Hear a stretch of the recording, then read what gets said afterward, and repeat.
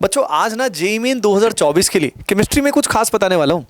देखिए केमिस्ट्री के अंदर ना इनऑर्गेनिक केमिस्ट्री की अगर हम पर्टिकुलरली बात करते हैं तो वो आपके लिए गेम चेंजिंग हो सकता है। कई बच्चे घबराते हैं इनऑर्गेनिक से, लेकिन इनऑर्गेनिक अब पहले से बहुत आसान हो गई है और वेटेज अभी भी अच्छी खासी है। इनऑर्गेनिक से काफ़ी क्वेश्चन आते हैं, यानी अभी भी इनऑर्गेनिक केमिस्ट्री से 8 से 10 क्वेश्चन आ जाते हैं।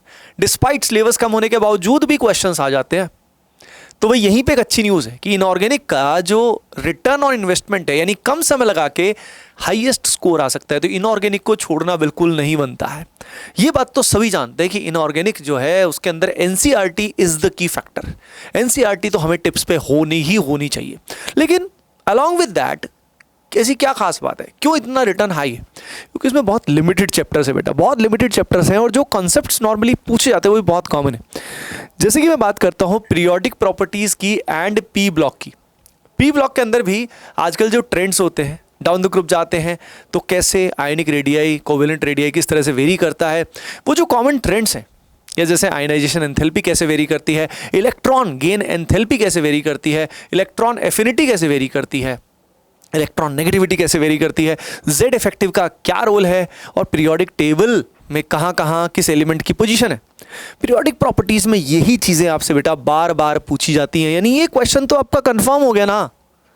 पी ब्लॉक भी इसी में ही हो गया। पी ब्लॉक का एक वन शॉट बनाया था मैंने, जिस वन शॉट के अंदर जितने भी मेन ट्रेंड्स थे वो डिस्कस किए गए थे, तो उस वन शॉट वीडियो को आप देख लीजिएगा, आपका काम हो जाएगा। Along with that chemical bonding की अगर मैं बात करूं तो प्राइमरीली क्वेश्चन दो ही मेन चैप्टर से टॉपिक से आते हैं, या तो मॉलिक्यूलर ऑर्बिटल थ्योरी से रिलेटेड आता है जिसमें आपसे पूछा जाता है कि पैरामैग्नेटिक है या डायमैग्नेटिक है, या बॉन्ड ऑर्डर का डिक्रीजिंग इंक्रीजिंग ऑर्डर क्या है, या उसका इलेक्ट्रॉनिक कॉन्फ़िगरेशन की बात कर सकते हैं। एंड सेकंड क्वेश्चन जो बनता है वो शेप एंड हाइब्रिडाइजेशन से रिलेटेड आता है, कितने लोन पेयर हैं, कितने बॉन्ड पेयर हैं, इसका शेप जो है, ज्योमेट्री किस तरह की होगी, उस सबसे क्वेश्चन मेनली मेजर क्वेश्चन इसी से आते हैं। जहाँ तक coordination and D and F block की बात करें तो आपने देखा कि पीरियोडिक प्रॉपर्टीज़ एंड जो पी ब्लॉक वाला पार्ट है, इससे आप 2 से 3 क्वेश्चन तो फिक्स मान ही सकते हो। सिमिलरली केमिकल बॉन्डिंग से भी 2 से 3 क्वेश्चन फिक्स मान सकते हो, coordination D and F block से भी 2 से 3 क्वेश्चन फिक्स मान सकते हो, और यहाँ पे सॉल्ट एनालिसिस से 1 क्वेश्चन फिक्स मान सकते हो।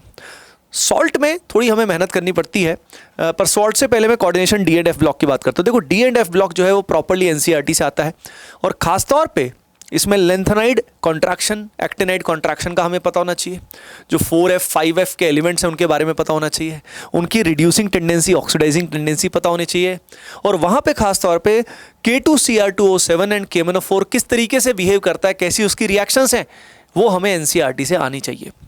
Apart from that coordination compounds में मेनली जो वीबीटी का एप्लीकेशन है, जैसे कि आपको मैग्नेटिक मोमेंट दे दिया और आपसे पूछ लिया नंबर ऑफ अनपेड इलेक्ट्रॉन कौन से हैं, कितने आएंगे, इस तरह के क्वेश्चन काफ़ी कॉमन होते हैं। शेप हाइब्रिडाइजेशन के क्वेश्चन बनते हैं। अलॉन्ग विद दैट बच्चों आइसोमरिज्म एंड आईयूपीएसी से भी क्वेश्चन आने के चांस होते हैं, जिसमें खासतौर पर कितने आइसोमर्स ऑप्टिकली एक्टिव हैं, ये सब काफ़ी कॉमनली आपसे पूछा जाता है। Apart from that salt analysis की अगर हम बात करते हैं बच्चों, तो सॉल्ट एनालिसिस के अंदर प्राइमरीली जो इंपॉर्टेंट रिएक्शंस हैं वो आपको करके जानी है अगर कर पाओ तो, और उसके अलावा जो इंपॉर्टेंट कलर्स हैं वो अपने को आने चाहिए। लेकिन इनमें सबसे लोएस्ट आरओआई वाला चैप्टर जो है वो है सॉल्ट एनालिसिस, जिसमें मेहनत काफ़ी लगेगी, काफ़ी कुछ पढ़ना पड़ेगा, लेकिन उसमें एक क्वेश्चन ही आएगा, वो आजकल आ रहा है, लेकिन मेजॉरिटी काम आपका इन तीनों चैप्टर से हो जाएगा। सोच रहे हो 8 से 9 क्वेश्चन भैया डन हो जाएंगे, तो ये 3 चैप्टर ढंग से कर लो, 3-4 चैप्टर हैं भैया बढ़िया से कर लो, काम हो जाएगा। मचाओ भैया, जम के पढ़ाई करो बच्चों। Love you all the best.